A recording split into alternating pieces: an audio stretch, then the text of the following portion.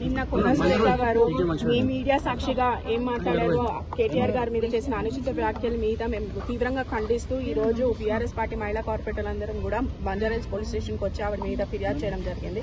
ఎందుకంటే బహిరంగంగా ఒక మంత్రివర్గంలో ఒక మంత్రి పోస్ట్ లో ఉండి ఆవిడ ఒక మహిళ అయి ఉండి సాటి మహిళల మీద ఇలాంటి వ్యాఖ్యలు చేయడాన్ని మేము తీవ్రంగా ఖండిస్తున్నాము. ఇది ఎందుకంటే యావత్ రాష్ట్రం మహిళల్ని అవమానించినట్టు మేము భావిస్తున్నాము. ఎందుకంటే ఒక మహిళ అయ్యుండి ఒక మంత్రి పదవిలో ఉంటూ ఒక పొజిషన్ లో ఉంటూ కూడా ఆవిడ ఇలా మాట్లాడడం అనేది కరెక్ట్ అయిన విషయం కాదు.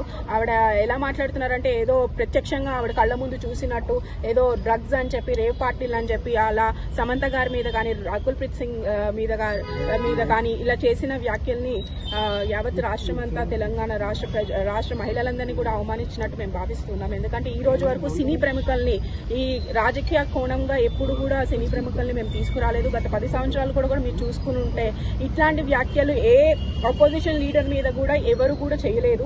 మేము ఏం చేసుకున్నా కూడా మా పథకాలు మా అభివృద్ధి కార్యక్రమాలతోనే ముందుకెళ్ళాం. కానీ ఏదైనా ఉంటే పథకాల మీద అభివృద్ధి మీద మనం మాట్లాడుకుంటూ వెళ్ళాలి. కానీ ఒక రాజకీయంగా ఒక పదవిలో ఉండి ఇట్లాంటి వ్యాఖ్యలు చేయడం అనేది చాలా తప్పు అని ఈ సందర్భంగా మీ ద్వారా ఆవిడకి మరోసారి మేము హెచ్చరిస్తున్నాము.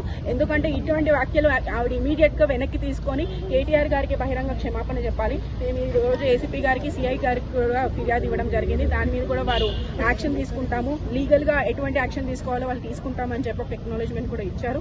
బట్ పోలీస్ వాళ్ళు కూడా మేము రిక్వెస్ట్ చేస్తున్నాము, వెంటనే దీని మీద యాక్షన్ తీసుకుంటే సొసైటీకి అందరూ ఒకటే, లా ముందు ప్రతి ఒక్కళ్ళు ఒక్కటే అని చెప్పి మీరు దానికి సమాధానం చెప్పినట్టు మేము భావిస్తాము. కాబట్టి వాళ్ళని కూడా ఇమీడియట్ గా యాక్షన్ తీసుకోవాల్సిందిగా పోలీస్ శాఖను కూడా మేము కోరుతున్నాం.